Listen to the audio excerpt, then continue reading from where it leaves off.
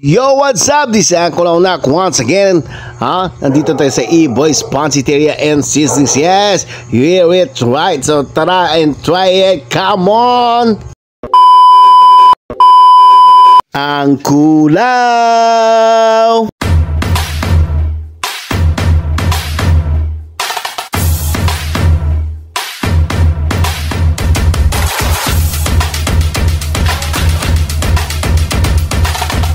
So open nga pala sila sa Monday to Sunday except Wednesday. Syempre day off po nila yan. Syempre kailangan nilang magpahinga sa trabaho. So kasama nga pala natin shout out sa Big Dots Barber Shop. Andyan po sila nakikipaggulo sa atin. Yes, of course!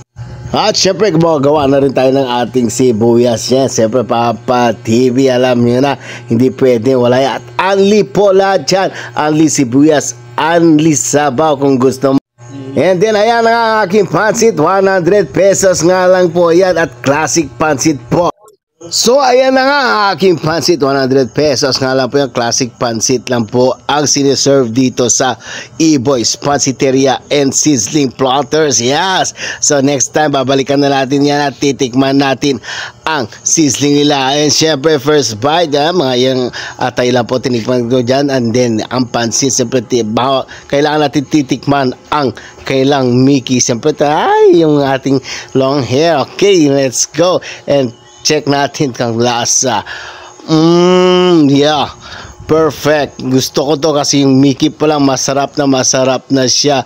Perfect ha. Shoutout kay ate na nagluluto ng pansit sa E-Boys. Ang sarap ng pansit mo. Ayan. Napaulit po ako at wala pa ako nilalagay dyan ng pampalasa. Of course, hindi ko pa nilagay yung Papa TV natin na pinepare natin. So, nakatatlong bite na po tayo dyan at sarap na sa parap pa rin si Angkulaw. Ay, nabubulol na tayo dyan. So, ano pala hinihintay natin? Tara at tikman natin ang E-Boys Pansiteria, of course! Ayaw mo kaulaw nga ikaw nga nagsayaw, sasayaw sa manubo.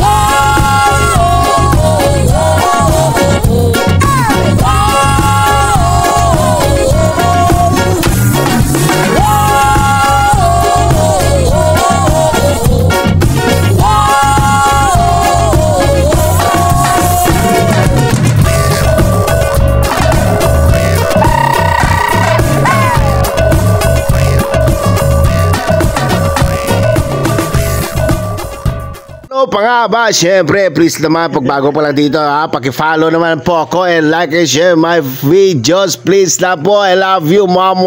Chup, chup!